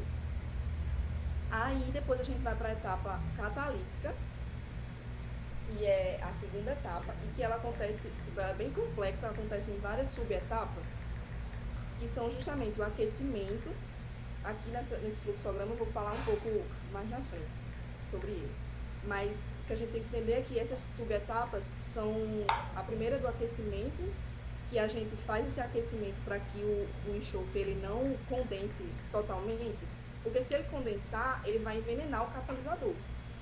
Então a gente não pode deixar que isso aconteça. E aí ele faz esse aquecimento, depois vai para a reação catalítica de fato, que são 3 leitos, tipo, passa por 3 estágios catalíticos para tirar o máximo possível de enxofre. E sempre as temperaturas, pelo menos no primeiro estágio catalítico, serão abaixo do ponto de orvalho do enxofre. Porque sempre tem essa preocupação de ele, tipo, gerar algum líquido de enxofre, tipo, contaminar, acontecer alguma coisa mais assim. Então ele tem que ficar em forma de gás. E aí depois, o enxofre ele vai ser produzido, né, da etapa já no final de tudo, vai ser refrigerado, depois condensado, porque ele é transportado líquido, ele tem ponto de fusão de 115 graus Celsius, é transportado líquido, vendido ou transportado para alguma outra aplicação. Geralmente esse enxofre ele é usado para produção de H2SO4, ácido sulfúrico, ou até para fertilizantes também, entre outras aplicações. E aí, aqui o catalisador mais comum que é utilizado, ele é chamado de catalisador Claus, que é o óxido de alumínio 3, e esse fluxograma é tipo um geral, assim, bem por cima, para a gente entender, visualizar o que acontece nesse processo, né? Esse forno aqui da esquerda, ele é aquela etapa térmica que eu falei. E depois vai entrar todas as etapas, subetapas catalíticas, gerando, né, o produto que queremos, que é o enxofre, e o gás com pouco enxofre, porque a gente sabe que não vai retirar 100%, mas retira-se o máximo dentro do que a legislação permite, para que não seja, para que não, enfim, a empresa não seja penalizada. E para não ferir o meio ambiente, né, também. E aí, com isso, nós temos a redução das emissões de SO2 para a atmosfera e também na quantidade de H2S em efluentes gerados, que iria desembocar no corpo hídrico, né? Prejudicar a fauna, flora e tudo mais. Então, isso é ambientalmente aceito também. Logo depois, já falando nesse aspecto da parte ambiental e tudo mais, vamos para a parte de efluentes, que são tanto para descarte quanto para reuso, esses processos que tratam os efluentes. E aqui eu trouxe uma tabela mais geral dos principais poluentes presentes nessas unidades consumidoras de águas, numa refinaria do petróleo convencional. E nós podemos ver que tem diversas unidades que geram efluentes assim, com componentes terríveis, assim, muito tóxicos, complexos, difíceis de tirar. Então é bem complicado porque tem a parte orgânica, tem a parte inorgânica dos metais pesados e tudo mais. Então a gente consegue ver que, por exemplo, o próprio craqueamento catalítico que o falou, ele gera óleos, sulfetos, fenóis, cianetos, amônia, tudo em efluente. E aí isso não pode ser despejado assim, não dá. Tem que ser feitos processos para deixar ele na condição igual ou melhor com aquele que entrou, que é a água normal, né, que entrou. Então, para isso, nós temos os tratamentos que tem o objetivo de destinar de forma adequada o efluente no corpo hídrico. E aí, de forma geral, existem vários tipos de tratamento. São vários tipos. Mas eu busquei uma padronização, assim, para a gente ter uma noção do que se vem fazendo mais comum nas refinarias. E aí a gente sabe que tratamento primário, secundário e terciário é uma sequência que a gente já está acostumado a estudar, pelo menos quem faz engenharia química, né? Enfim, após engenharia química, quem não faz. Geralmente, tipo, cada um vai atuar em poluentes diferentes, para quem não está muito habituado. Então, em cada etapa você vai atuar, nessa etapa eu vou atuar na parte mais orgânica, nessa etapa eu vou tirar mais os íons inorgânicos, e assim eu vou seguindo. Aí, quando a gente vai para esse fluxograma aqui, esse esquema que eu trouxe, a gente tem, tipo, etapas que são mais aceitas. Essa primeira seria a separação por gravidade, que é algo mais geral, assim, né? Que a gente vai equalizar as características do efluente, questão do pH, remoção de sólidos mais grosseiros em suspensão, um material graxo mais oleoso, assim, mais evidente.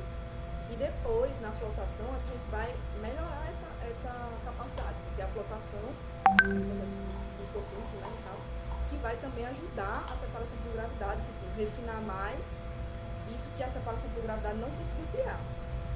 Depois a gente vai para quebra por emulsão, coagulação e seguida de floculação, que a coagulação, eu não vou entrar em muitos detalhes, assim, porque é uma parte muito extensa, mas são reagentes que são colocados no efluente para que na etapa lenta e etapa rápida, né? A etapa rápida seria justamente para ele reagir ali com aqueles sais que estão dissolvidos, e a etapa lenta seria para ele flocular, descer e ficar lá estável para a gente poder separar. E depois a parte biológica, que existem vários tipos de bioreator, de tratamento com lagoas aeradas, lodo ativado, biobiscos, que são, no caso, micro-organismos que vai se utilizar, que eles vão degradar essa matéria orgânica, no caso, que aqui já é mais a parte orgânica que vai ser retirada. E aí, quando a gente vai para a parte de reuso, a gente tem que falar onde vai reutilizar, quais são as aplicações dentro da refinaria que a gente poderia colocar esse efluente novo. Então, como a gente tem falado no início, essas torres de resfriamento de caldeiras são as que mais utilizam água.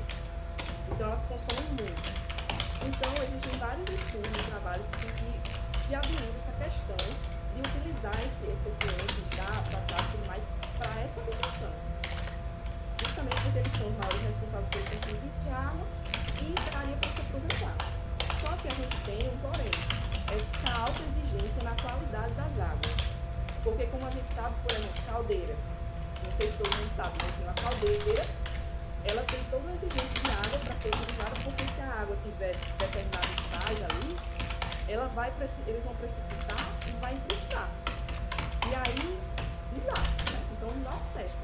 Aí tem todo um cuidado, todos os processos que tem que fazer, que nesse caso aqui são avançados, para se reutilizar nessas aplicações específicas. Inclusive, em engenharia química, a gente tem uma disciplina optativa com a professora Magna, não sei se todo mundo conhece, que é justamente nessa área, de águas industriais. E aí tem todo um estudo, toda uma área para isso aí. E dentro desses processos avançados que eu disse, existem os processos por membrana e os processos oxidativos avançados de fato, que é o POA. Eu não vou entrar muito a fundo nesses processos, mas assim, existem até linhas de pesquisa na nossa universidade, no departamento de engenharia química nessa área e tal, mas eu trouxe essa tabela para meio que dar um geral sobre os processos oxidativos avançados, que tem com irradiação e sem irradiação, e homogêneos, que seriam líquido-líquido, ou mesma fase, ou heterogêneos, que seria sólido-líquido, por exemplo, sólido-fluido. E aí, a gente já sabe que é um investimento, né? Porque a empresa tem que estar disposta a, vou reutilizar, mas tem que investir, tem que ver a viabilidade, tem que criar uma unidade para isso. No caso de catálise, se for utilizar algum catalisador, como esse aqui, sem radiação de ozônio, é investimento. E aí a empresa tem que estar disposta a isso.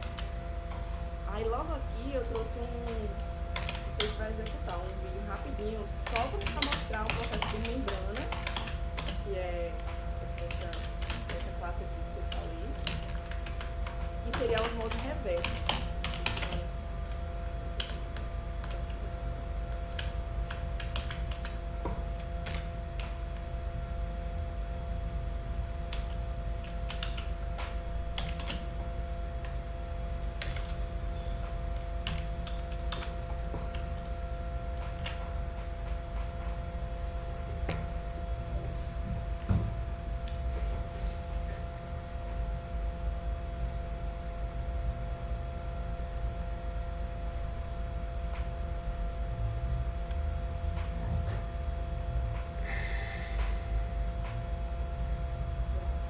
Esse aqui é mais ou menos um demonstrativo da osmose reversa, que é um dos processos avançados para tratamento de efluentes com a reutilização. Agora, indo para sistemas FLARE, que é nosso último tema, ou chamado de tocha, eles também são muito importantes porque eles são um sistema de segurança, né? Eles funcionam de acordo com a necessidade da refinaria. Por exemplo, tem algumas situações, como o excesso de pressão em equipamento, anomalias na operação, na produção, etapas de arranque, de parada de produção. Essas situações, elas necessitam de um sistema de escape, de um sistema FLARE, que seria justamente esse sistema. Eles funcionam como um mecanismo de segurança, e eles eliminam de forma segura e eficaz os gases que não estão sendo aproveitados ou também, se for o caso, de serem recuperados. E aí a principal função dele seria eliminar esses resíduos combustíveis também.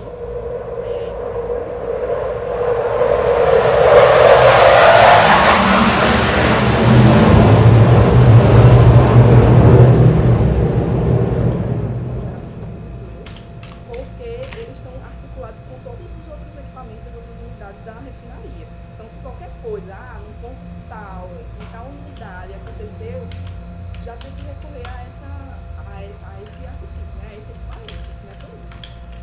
E eles também se tratam de um processo auxiliar, de um equipamento auxiliar.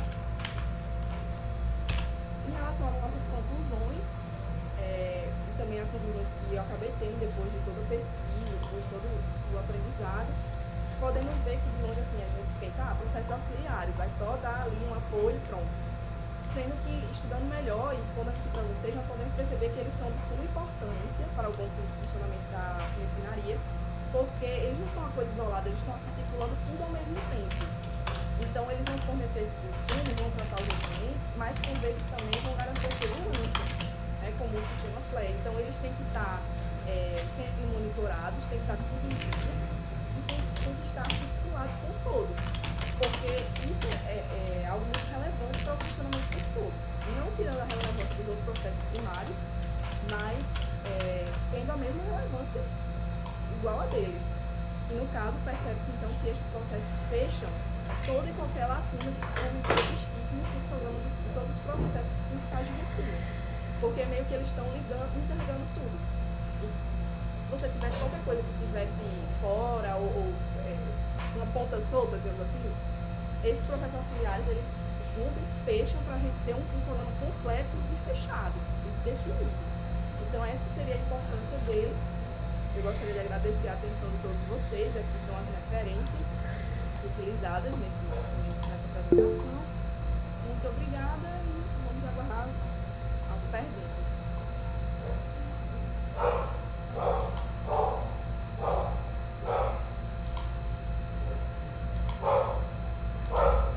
Ok, Maiara. Beleza. Cobriu bem, gostei. Eu gostei que você cobriu muito bem mesmo, de ponta a ponta.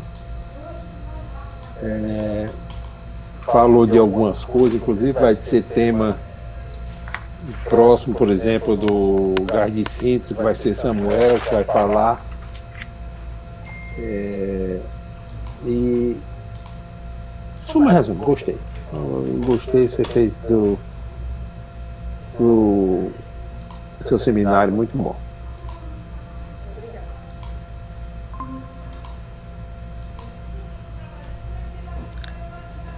Maiara?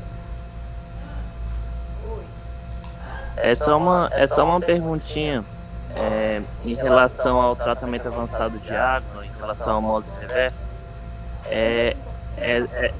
Daniel Godoy. Aí a minha pergunta é só em casos específicos, né, que reutiliza essa água, porque é um processo bem caro. Eu acho que você até comentou isso, mas eu não sei se eu peguei. Isso, em casos específicos. Não casos específicos, mas assim, depende do efluente que você está gerando. Porque se você tiver, por exemplo, uma água oleosa que está sendo muito complexo, e você vai ter que investir Que foi, Débora? além do que você está vendo não é viável economicamente, então infelizmente você vai tratar só ali até o terciário e vai ter que despejar no corpo hídrico. Mas se for assim, uma água oleosa que seja menos complexa, ou você deixa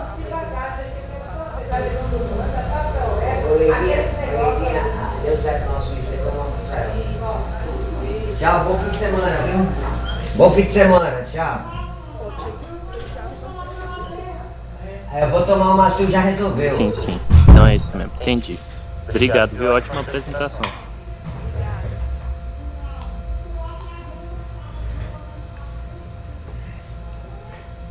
Alô? Afonso, posso falar um minutinho? Pode sim. Eita. Eu queria comentar que aqui se você se conecta aqui pela internet, aqui na cidade, no Rio Grande do Norte, eu não sei, eu acho que o Google, ele identifica, né? O que nós fizemos nos tempos remotos, quando começou o nosso site do Nupeg, nós registramos ele no Google. Então, quando você pesquisa sobre refino, eu fiz uma pesquisa aqui, coloquei reforma FCC, por exemplo, já sai logo os slides do professor Afonso, viu? E muito legal isso, né? Vamos só dizer, esses slides não são do professor Afonso, não. Isso aí já é usado no Brasil todinho. Não foi o professor Afonso que idealizou e colocou, não. Não diga isso, não. É um trabalho de várias mãos e a Maiara foi muito bem, quero dar os parabéns para ela. Ela também me consultou, acho que ela chegou a consultar você também, né, Afonso? Durante a preparação dos slides dela. E eu quero destacar isso, acho que nós estamos vivendo esses períodos de pandemia e nós estamos disponíveis, né, assim, até um pouco mais relativamente no computador e ela fez isso, não foi, Maiara? E foi muito interessante. E eu fiz uma continha, a refinaria, ela utiliza ela utiliza 70% do consumo. Eu fiz a conta, né, 123 dividido por 177, chega a 70% do consumo de água. E você destaca também muito bem, é muito bom esse balanço hídrico. Eu falei para ela, o professor Fernando Pellegrini, ele tem um trabalho de otimização da utilização da água, tá certo? Nas refinarias, e tá tendo muito reuso, como você explicou. Isso já é uma prática, porque de certa forma a indústria, né, em geral, que está fazendo reuso, ela entra com crédito, né, quando ela consegue fazer isso na questão ambiental. Dietanolamina, não é dietanoamina não, o DEA, né? É dietanolamina, né? Dito bem rápido, dietanolamina. Exatamente. Mas é só uma besteira, não tem nada a ver. E a reforma a vapor, ela usa como insumo o gás natural, não é, Maiara? Então, e aí o produto, como você explicou muito bem, ele é o gás de síntese, que é o CO e o hidrogênio, não é? Então, assim, com o CO e o hidrogênio dá para fazer até a gasolina, né, no processo Fischer-Tropsch. Faz tudo.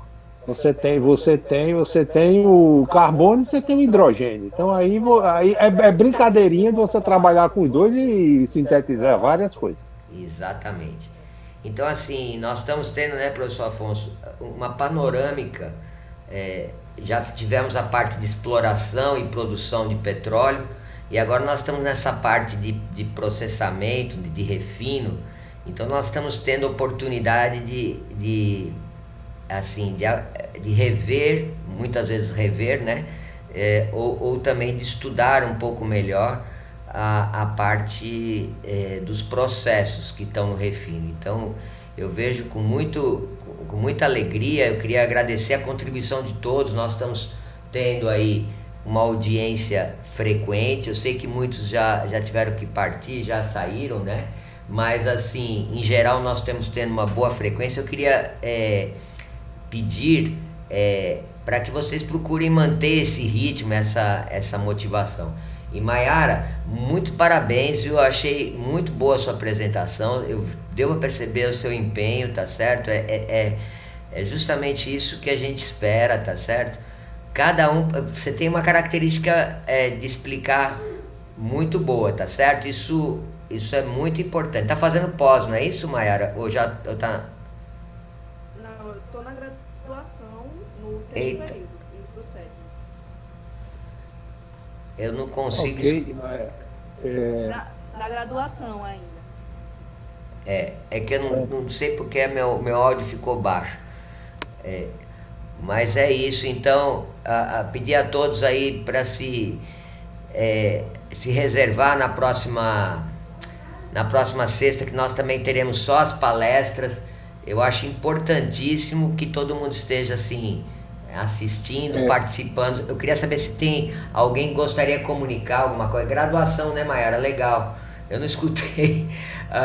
Assim, se alguém gostaria de participar, perguntando, fazendo algum comentário, eu achava importante aproveitar esse período agora para a gente discutir alguma coisa, se tiver alguma demanda, alguma dúvida. E de forma geral, desejar um bom fim de semana. Obrigada. Alguém gostaria de se pronunciar, fazer alguma pergunta mais a Maiara? Não? Então, pessoal... Podem me procurar depois para perguntar algo. Eu estou totalmente aberta. Ok, Maiara. Então, a partir da próxima semana, a palestra que Sueli não fez hoje, que é Panorama da Indústria Petroquímica, a gente vai começar com esse panorama da indústria petroquímica e já vai também abordar alguns assuntos extremamente dentro da indústria petroquímica, que é a obtenção de alcenos na indústria petroquímica. O alceno que eu falei, botei alceno porque... Mas isso aí você entra principalmente com eteno, que aí com eteno você fabrica muita coisa na indústria petroquímica. Os aromáticos e o gás de síntese, que Maiara falou hoje de relance sobre o gás de síntese, tá certo? Então, na próxima semana, professor Oswaldo, nós teremos essas 4 palestras, beleza? Beleza, tá ótimo. Eu estava querendo abrir aqui o programa, mas eu não estava conseguindo para mostrar para a turma, aí deu aqui não sei o que está acontecendo, está dando um piripaque aqui, Afonso. Mas... Aí depois disso, na outra vai ser obtenção de polímeros na petroquímica, produção de combustíveis, que é gasolina e diesel, produção de lubrificante, óleos e graxas. Eu estou tentando Depois aqui abrir, deixa eu tentar aqui abrir para você ver. Eu acho que dá para a gente comentar, para botar aqui no vídeo. Só um minutinho para o pessoal ver. E assim, a da Petro Recôncavo já está certa, não é? Dia 27. Pronto, então tá ótimo. Então acho que não precisa mais nada. O pessoal já está acompanhando, né? As modificações forem sendo feitas, a gente vai comunicando. Não tem, o relatório terminou hoje às 2 horas, então já está tudo entregue. O que talvez nós precisássemos fazer no futuro próximo, né? A gente já combinou, né, professor Afonso, é de fazer já um levantamento, né, das notas dos relatórios, né, para dar uma ideia de como está o desempenho de cada um e lembrar a todos que devem estar submetendo dentro do SIGA os slides que estão sendo apresentados, tá certo? O material que está sendo apresentado, que também vai servir de referência para avaliação junto com a apresentação oral, não é? Então, o que eu queria destacar é a importância de se dedicar. Vocês têm 45 minutos, incluindo a arguição. Então tem que estimar em torno de 30 a 40 minutos de apresentação. Então isso, a pessoa precisa necessariamente se preparar para fazer uma apresentação de 40 minutos. Não é um trabalho, vamos dizer assim... 30 minutos é mais do que suficiente. Pelo menos. Uma boa. A de Maiara foi exatamente 30 minutos hoje. Pelo menos, né, professor? Pelo menos 30 minutos, não é isso? E aí a gente pode ir até os 40 se quiser, tá certo? Mas assim, tem assuntos que são mais extensos que dá para ir. Isso, exatamente. Então é isso a gente que é da academia, a gente sabe que preparar um assunto e falar 40 minutos, se a pessoa é da área, como é o meu caso, quando eu vou falar de termodinâmica, o professor Afonso vai falar de operação unitária, a gente fala sem nem preparar slide, a gente consegue falar até 2 horas. Mas quando a pessoa estudou e tudo, né, tá se preparando, aí já a conversa fica um pouco diferente. Então, a gente entende a necessidade de se preparar bem, tá certo? Você pode fazer, o professor Afonso ensina isso, fazer o teatrozinho em casa, fazer uma simulação para assim, o quanto mais vocês estudarem, o quanto mais vocês se prepararem, no final das contas, o balanço é resultado positivo para você mesmo e logicamente na avaliação do curso, tá bom? Mas tá muito bom, estou muito satisfeito. Eu e o professor Afonso, nós estamos super felizes porque diante da pandemia, não é verdade? A gente está conseguindo essa audiência numa sexta-feira à tarde. Quer dizer, isso é fantástico. Quero agradecer a todos. Desejar um bom fim de semana mais uma vez. Quem está desejando bom fim de semana para todos vocês. Mas ele não passou. Ele não foi. Ele não passou. Não passou. O Trump não foi para... esse negócio ainda muita água vai passar por debaixo da ponte. Né? Bom final de semana a todos. Valeu. Tchau, pessoal. Bom final de semana. Esse Trump é engraçado, viu? Eu vou até desligar aqui a gravação, meu Afonso. Bom fim de semana. E depois você quer conversar comigo um pouco, né? Vamos sim.